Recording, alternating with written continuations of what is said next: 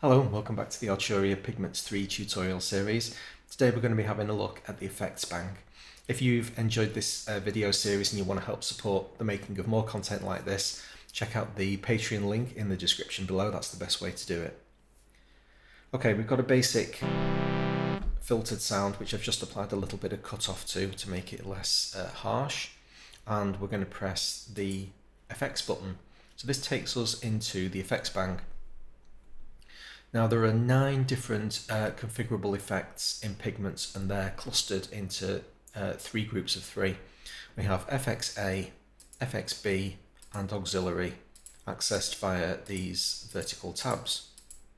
In each one of those banks we can have 3 effects. So at the moment you can see delay and reverb. This is the default patch completely straight out of the box. We've got the delay and the reverb with nothing in slot 3. And these are represented on the left hand side by a list view. This little cross symbol that you can see allows us to pick these things up and move them around, and this affects the order in which the effects are processed. We're going to deal with signal chaining shortly. We can pick these things up and move them to different banks, and we can turn any of these banks on or off at will. Not only can we turn entire banks on and off, but you can also disable or enable individual effects within the slots, and you have to play the little game where you have to find the power button. Now I'm not going to go through each of the effects in this synth in detail. There are this many.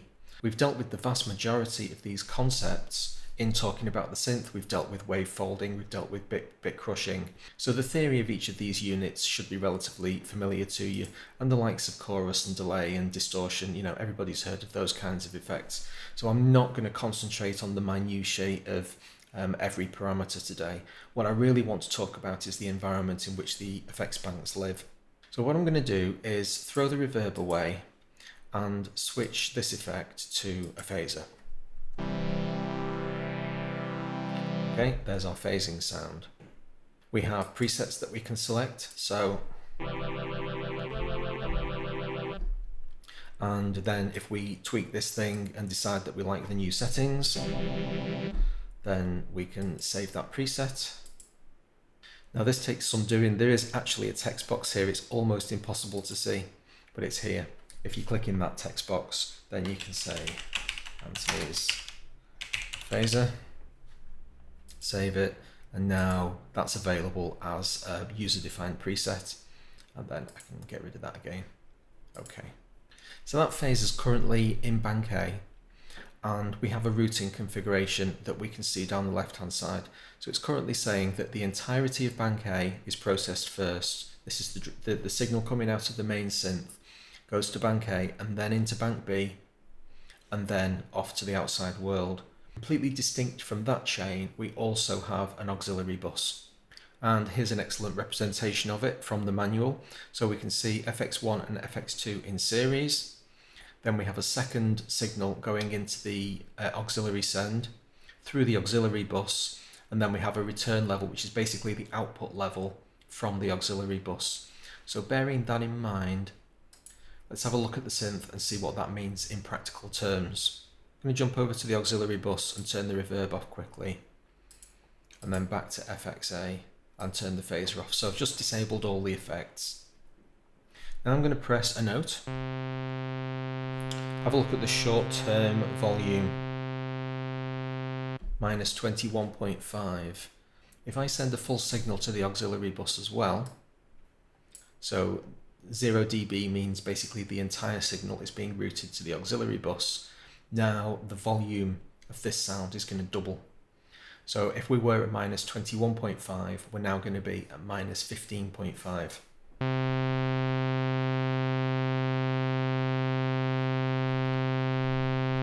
So that is 2 completely distinct signals traveling their own path. Now that's really important. If you're sending any amount of signal to the auxiliary bus, you need to control the level of the new output signal, because by default it's going to be louder than it used to be. Now if you send a full 0 dB signal into the auxiliary bus, there is no way you're ever going to get the composite total output volume to be the same as what you started with, because this is a brand new second signal, and so any amount of extra signal is going to result in a louder sound. What you're going to need to do is find some kind of compromise between these two effects so that we're no longer sending a full signal to the output bus, and we also slightly reduce the volume of the original dry signal, in other words the non-auxiliary signal going into bus A. And some combination of those two things, with tweaking and twiddling and the balance of what those two different sounds are doing, is going to get you back to where you started with, the same volume that you started with ideally. So there, it probably took me about 30 to 40 seconds of balancing bus A with the return level to get to a stage where my total short-term output level, mixing those two signals together, was the same as the original single dry signal. And here we are back at our minus 21.5. Obviously, all of that was in the context of there actually being no effect. Every time you introduce an effect into the chain, that's also going to change the balance. Let's take the auxiliary back out of the equation, get back up to 0 dB, which is the default level for the insert buses. Now I'm going to turn the phaser back on. So we were at minus 21.5.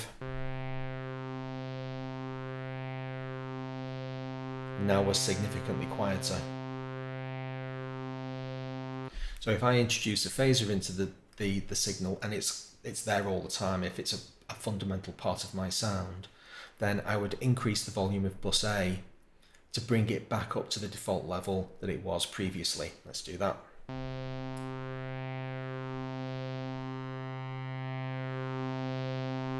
So now I've had to increase the signal going into bus A by 3.84 dB to compensate for the reduction in volume that the phaser causes.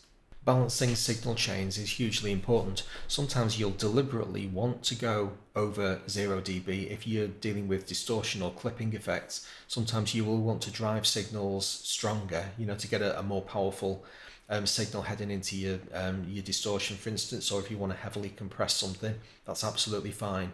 But the default kind of first principle heuristic that I always approach is to try to make sure that the volume coming out of an effect is the same as going in. And then once I've got to that stage, I then decide as a matter of subjective choice whether or not I actually want that thing to be boosted. If I turn the overdrive pedal on, do I want an extra 3 dB coming out of this thing because I'm actually looking for a volume boost? That's a different thing. Get yourself to 0 and then sort out the boosting or attenuation. I'm going to get us back to 0 again, turn the phaser off, and this time I'm going to go A parallel with B. And this is what the signal chain looks like now. It's split up into 3, so we've still got the auxiliary bus at the bottom, that's not changed.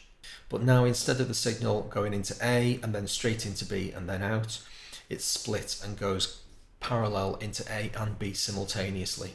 Now I'll demonstrate a difference, how that sounds different shortly. But one really important thing to note is that ordinarily, if you split a signal and you send 2 copies of it into 2 different processors and then mix them together, you might expect there to be a doubling of volume because you've got 2 different paths, just like we had with the auxiliary send. Well, the auxiliary send is different. That is a second independent signal, whereas with A and B, they've been split. And even though it's not explicitly described in the manual, there's some sort of, it's like an equivalent to the panning law being operated between the parallel A and B processing, because there's no difference in volume between the two. So this is parallel. Still at minus 21.5. Switching back to serial. Minus 21.5. So you don't need to do any internal volume balancing if you split to parallel mode. So let's hear an example of those 2 different types of signal chain generating different sounds. We'll turn the phaser back on, and in effects bank B, we'll put a delay. We'll have a 50% delay. Just turn A off for a moment so that we can hear this on its own. Okay, there's my delay. Completely clean, digital, dry delay. Bring the phaser back in.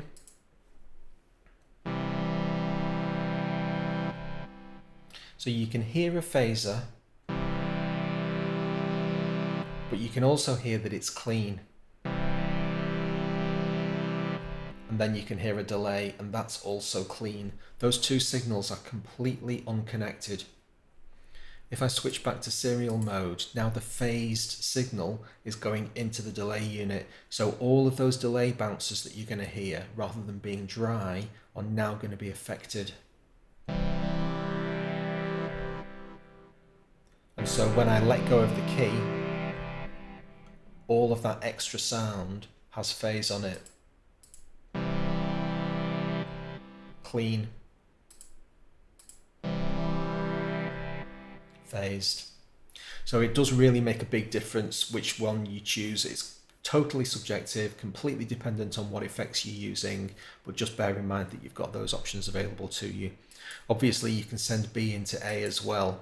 B into A is literally just an inversion. You go into FX Bank B instead of FX Bank A, and you can see it's actually reordered the effects so that you see them visually different in the left hand panel as well. One final point to make, really short one.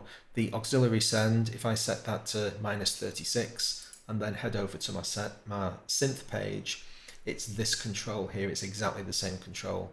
Set that to -26.7 and then back, and we're -26.7, so it's just the same knob. That's all the main components of the synthesizer that I want to cover in detail. In the next episode, we're going to start what's always my favourite part of any series, which is the preset deep dives. I'm going to choose stock presets out of the synth, pull them to bits, and show you in practical terms how all of these components fit together. And so rather than it being a dry block by block examination of the thing, we're going to hear it as a breathing instrument. Hope you've enjoyed this episode. If you have, please click the like button. I'll see you for next time. Thanks a lot.